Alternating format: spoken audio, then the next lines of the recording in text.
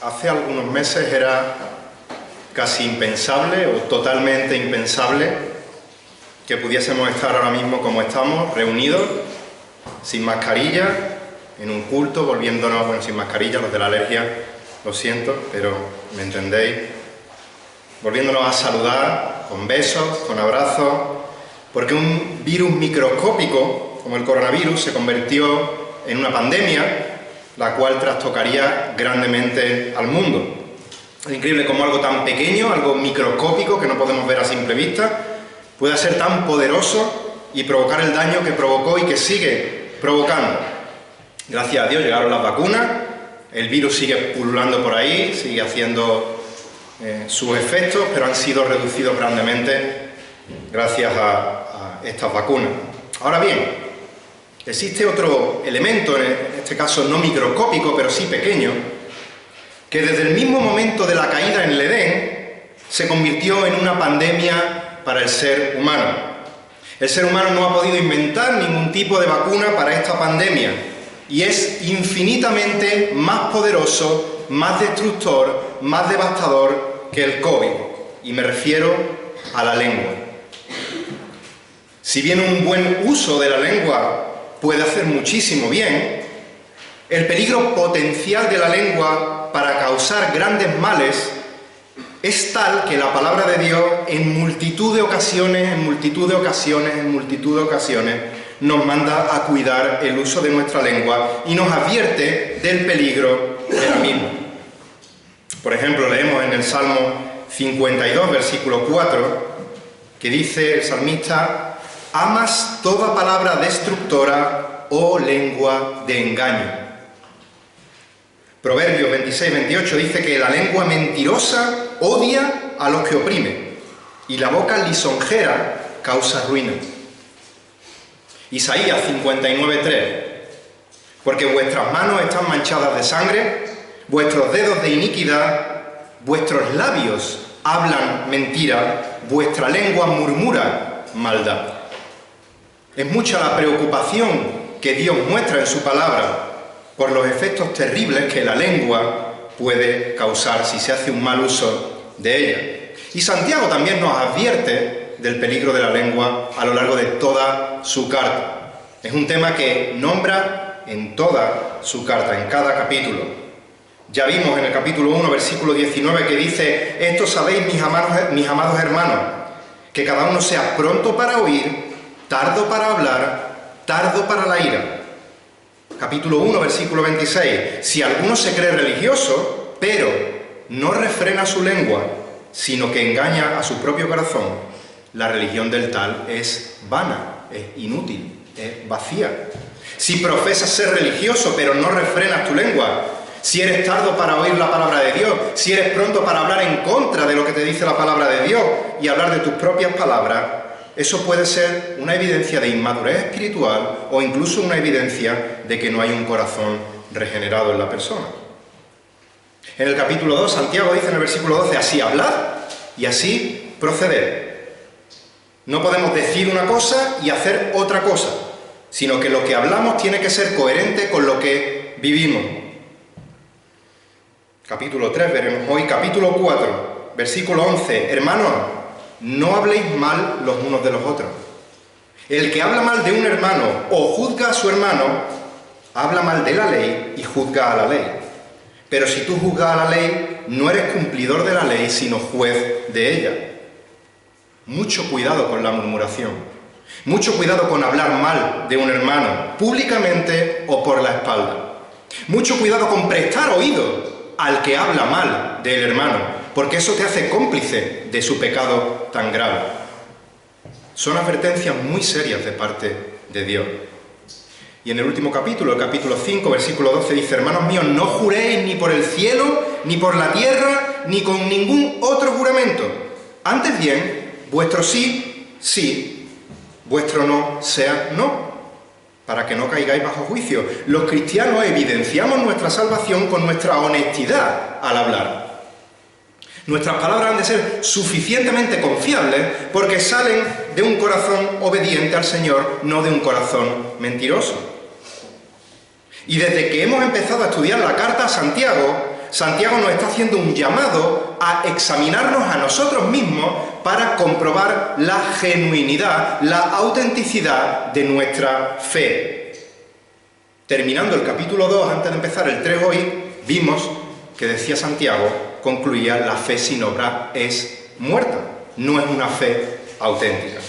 Y ahora Santiago va a seguir, y durante la carta, mostrando evidencias de una fe genuina. Nos va a mostrar pruebas para que podamos autoevaluarnos de si tenemos una fe auténtica o el grado de madurez en el que se encuentra nuestra fe. Y en este caso va a acudir al uso de la lengua como un examen de nuestra fe. ¿Por qué? Porque la lengua muestra externamente la realidad de nuestro corazón. Como dice el Señor Jesús en Lucas 6:45, el hombre bueno del buen tesoro de su corazón saca lo que es bueno, y el hombre malo del mal tesoro saca lo que es malo, porque de la abundancia del corazón habla la boca. Así que si me acompañáis, vamos a ir a Santiago capítulo 3, leeremos los versículos 1 al 12, aunque hoy nos centraremos solo en el versículo 1. Dice Santiago, capítulo 3, versículo 1: Hermanos míos, no os hagáis maestros muchos de vosotros, sabiendo que recibiremos un juicio más severo. Porque todos tropezamos de muchas maneras. Si alguno no tropieza en lo que dice, es un hombre perfecto, capaz también de refrenar todo el cuerpo. Ahora bien, si ponemos el freno en la boca de los caballos para que nos obedezcan, dirigimos también todo su cuerpo. Mirad, también las naves, aunque son tan grandes e impulsadas por fuertes vientos, son sin embargo dirigidas mediante un timón muy pequeño por donde la voluntad del piloto quiere. Así también la lengua es un miembro pequeño y sin embargo se jacta de grandes cosas. Mirad qué gran bosque se incendia con tan pequeño fuego. Versículo 6. Y la lengua es un fuego, un mundo de iniquidad. La lengua está puesta entre nuestros miembros, la cual contamina todo el cuerpo, es encendida por el infierno e inflama el curso de nuestra vida. Porque todo género de fieras y de aves, de reptiles, de animales marinos, se pueden domar y han sido domados por el género humano. Pero ningún hombre puede domar a la lengua. Es un mal turbulento y lleno de veneno mortal. Con ella bendecimos a nuestro Señor y Padre, y con ella maldecimos a los hombres que han sido hechos a imagen de Dios. De la misma boca proceden bendición y maldición. Hermanos míos, esto no debe de ser así. ¿Acaso una fuente por la misma abertura echa agua dulce y amarga? ¿Acaso, hermanos míos, puede una higuera producir aceituna o una vid higos?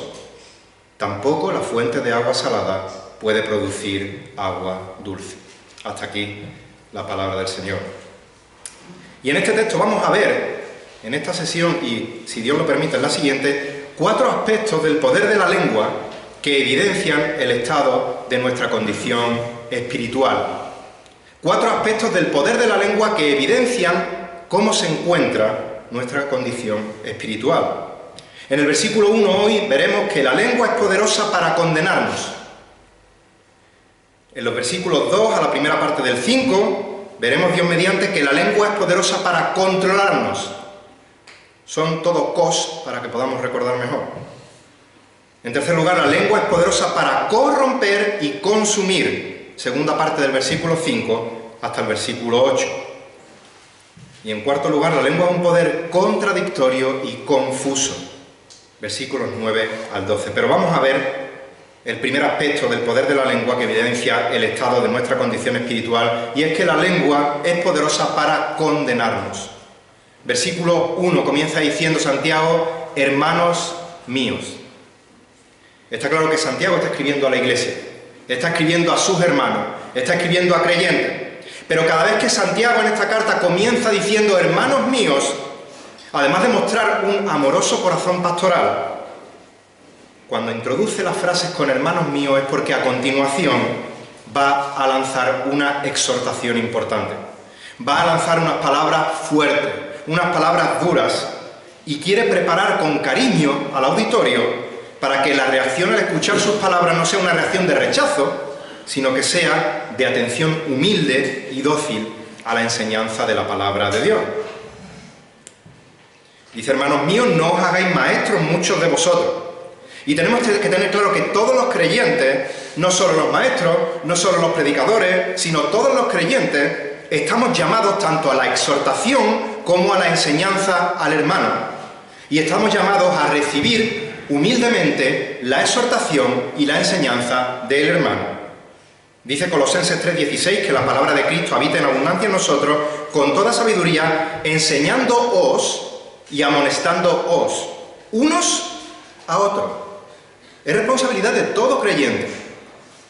Al decir, hermanos míos, no os hagáis maestros, muchos de vosotros, Santiago no está hablando de este tipo de enseñanza, de este tipo de exhortación.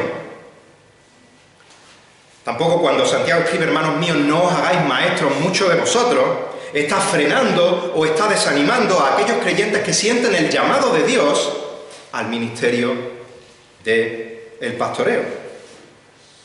Como leemos en 1 de Timoteo 3:1, si alguno aspira al cargo de obispo, si alguno desea obispado, buena obra desea hacer, siempre que las motivaciones a esta aspiración sean lícitas y que la persona cumpla con los requisitos que dice la palabra, por ejemplo, que sea irreprensible y que sea apto para enseñar, entre muchas otras cosas. Y cuando Santiago dice, hermanos míos, no os hagáis maestros muchos de vosotros, está claro que es que había muchos en la congregación que buscaban ser maestros con la motivación equivocada o que ya estaban ejerciendo de maestros de la forma equivocada. ¿Qué es esto del maestro? Leemos Juan 1:38 y dice el Evangelio que volviéndose Jesús, viendo que le seguían, les dijo, ¿qué buscáis? Ellos le dijeron, Rabí, que traducido es maestro, ¿dónde mora? El maestro en aquella época era llamado rabí. ¿Y cuál era la función de un rabí? Pues la enseñanza de la ley, la proclamación de la palabra de Dios. Llevado a nuestros días sería el mismo oficio de los pastores, de los maestros, de los predicadores de la palabra. De hecho, a partir de los inicios de la Iglesia, la palabra rabí desaparece y se les llama maestros. Dice Hechos 13:1 que en la iglesia que estaba en Antioquía había profetas y maestros. Bernabé, Simón llamado Níger, Lucio de Cirene, Manaén, que se había criado con Herodes el tetrarca, y Saulo. Así que cuando leemos, hermanos míos, no os hagáis maestros muchos de vosotros, es fundamental, como siempre, que entendamos el contexto en el que Santiago está escribiendo para entender lo que Santiago está diciendo. Sabemos que la Biblia manda a la congregación a respetar y a honrar a sus pastores, a sus maestros. Dice 1 de Timoteo 5:17, los ancianos que gobiernan bien sean considerados dignos de doble honor, principalmente los que trabajan en la predicación y en la enseñanza. Pero en aquel tiempo un maestro, un rabí, no solo tenía un reconocimiento a nivel eclesial, sino que también tenía un reconocimiento a nivel social. Y además cada rabí, cada maestro, tenía su grupo de discípulos. Por norma general, esos discípulos seguían solo a ese maestro y no seguían a otro maestro. Recordemos que el mismo Pablo fue discípulo de Gamaliel.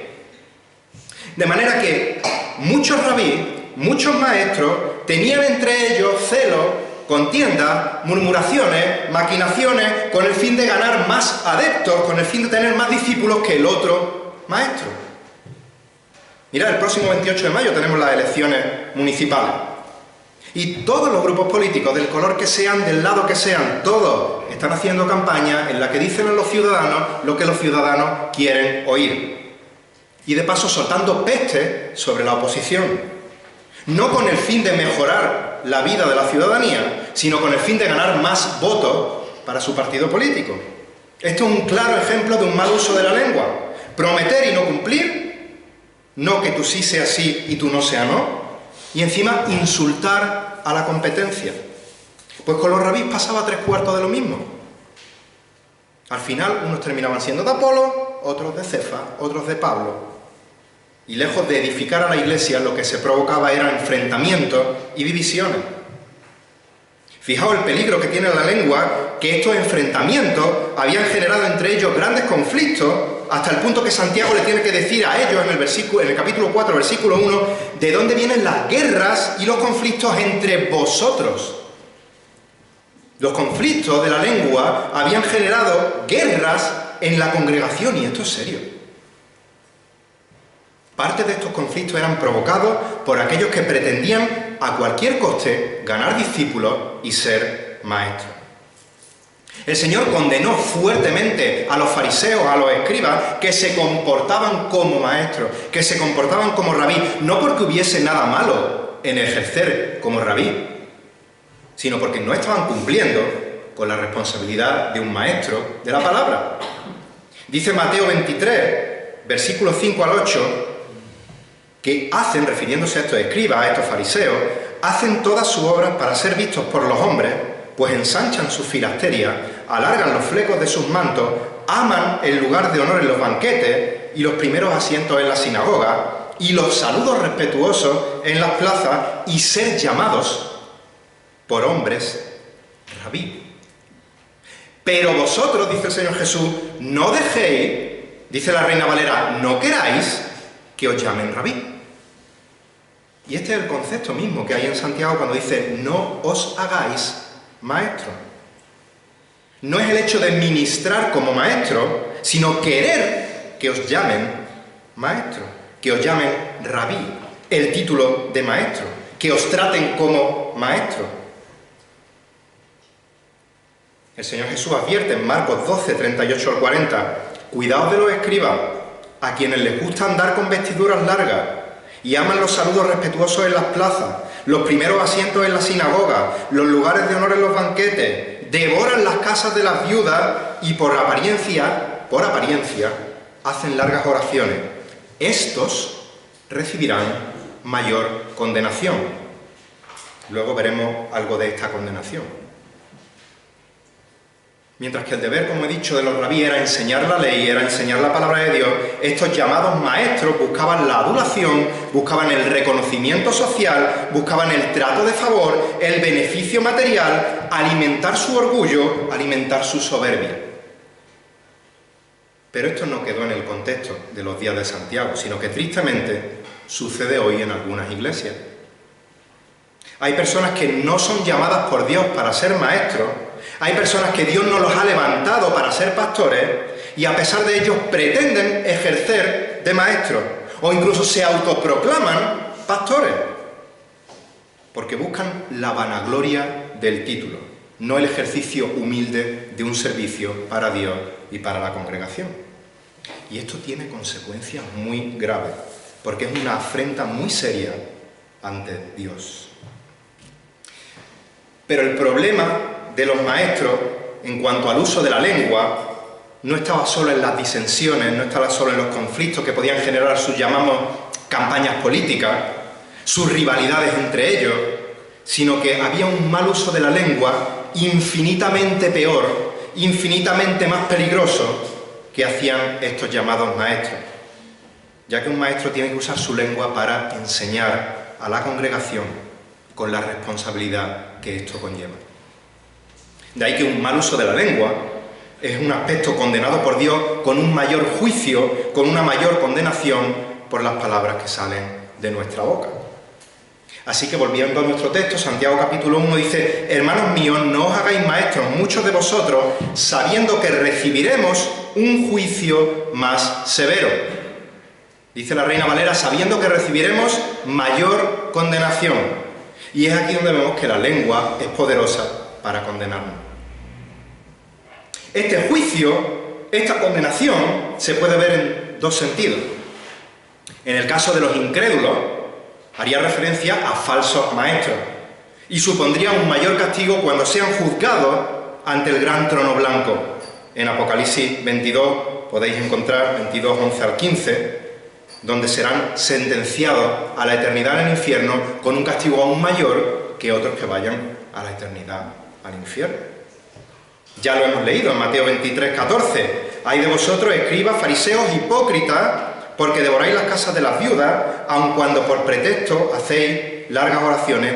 Por eso recibiréis mayor condenación. ¿Qué pasa en el caso de los verdaderos creyentes? Bueno, pues dice también, recibiremos un juicio más severo, recibiremos mayor condenación.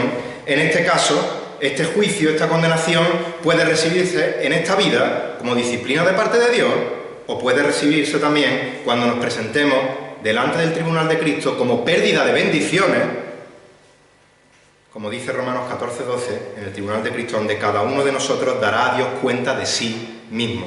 Este tribunal no es para condenación, pero allí algunos recibirán y perderán más o menos bendiciones. Ahora bien, todos, no solo los que predican, todos y cada uno de nosotros, todas y cada una de nuestras palabras serán pesadas, serán ponderadas por Dios, y todos podemos recibir el poder condenatorio de la lengua sobre nosotros. Pero los que predicamos la palabra tenemos una responsabilidad muchísimo mayor del uso de nuestra lengua. Tenemos una responsabilidad muchísimo mayor de las palabras que salen de nuestra boca, ya que estamos exponiendo la palabra de Dios, ya que estamos hablando de parte de Dios. Lo que decimos desde el púlpito afecta a quienes oyen en cuanto a cómo vivir su vida, en cuanto a cómo vivir su matrimonio, en cuanto a la educación de su hijo, en cuanto a cómo honrar a vuestros padres, en vuestro comportamiento en la casa, en los estudios, en el trabajo, en la iglesia. ¿Puedo equivocarme predicando? Claro. Soy humano, no soy infalible. Pero al ser consciente de esta responsabilidad, no puedo jugármela y enseñar mal lo que Dios dice en su palabra. Por eso jamás descansaremos en insistir una y otra vez en el estudio diligente de la palabra de Dios, en los idiomas originales, en el contexto histórico, geográfico, cultural, en la audiencia original, en el contexto inmediato del versículo, en el estudio de cada palabra, de cada tiempo verbal. Pero no hacemos esto para alardear de erudición de ningún tipo. Lo hacemos porque tenemos la certeza de que lo que vamos a decir no son nuestras ideas, no son nuestras opiniones, no es lo que hemos escuchado de otros, sino que es lo que Dios dice por medio de su palabra. El juicio a los maestros será mayor porque nuestra responsabilidad es mayor, porque nuestra responsabilidad es pastorear a unas ovejas que no son nuestras, son las ovejas del buen pastor, y no puedo permitirme el lujo de alimentar mal a las ovejas con una enseñanza equivocada, porque el buen pastor me va a demandar cuentas del alimento que yo le doy a sus ovejas. Y no podemos olvidar tampoco que la enseñanza es un don de Dios.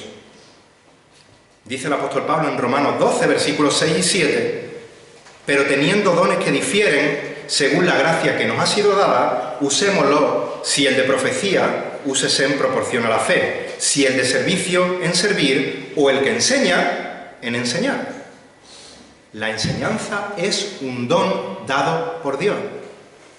Puede que tú seas un creyente fiel, una creyente fiel. Puede que tengas un conocimiento muy amplio de la palabra, pero que Dios no te haya dado el don de la enseñanza y, por tanto, que no hayas sido llamado a ser maestro. No te hagas maestro, porque recibirás un juicio más severo, porque la enseñanza es un don que Dios da.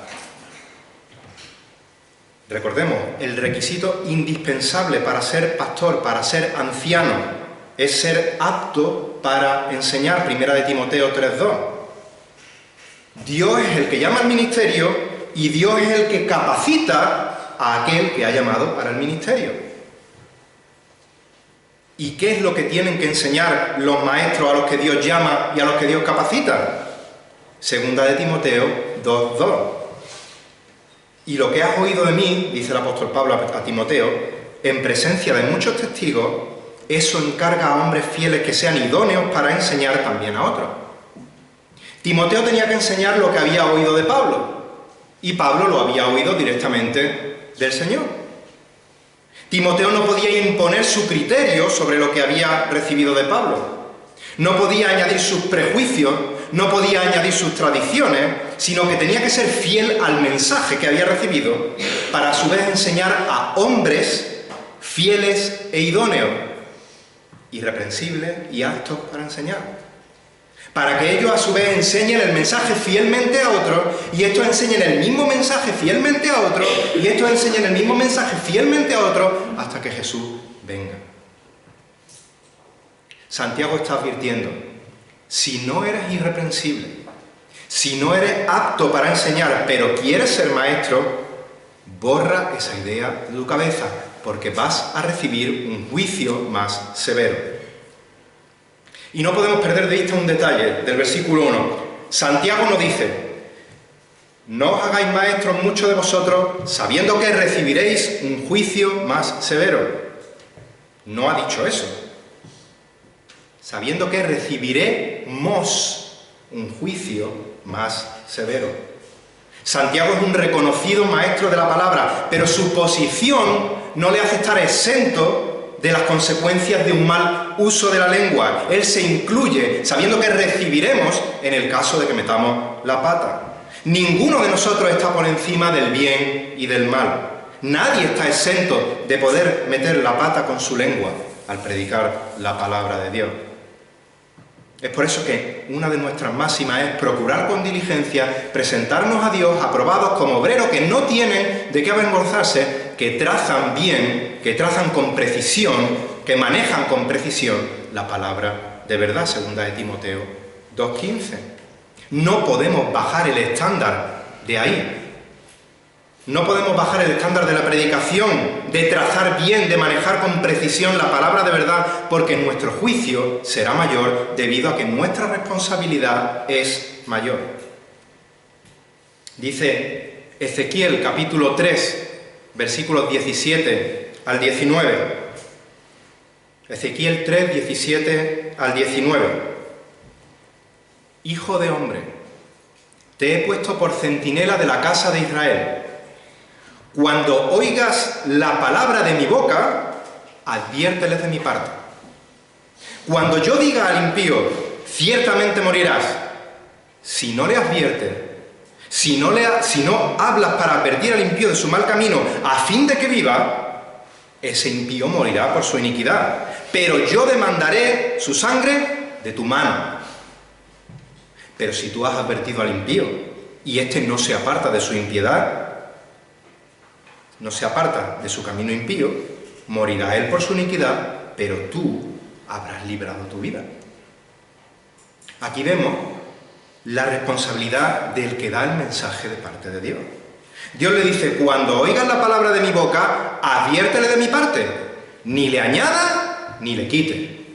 Limítate a decir lo que yo digo en mi palabra, porque esto es de lo que vas a dar cuenta delante de mí.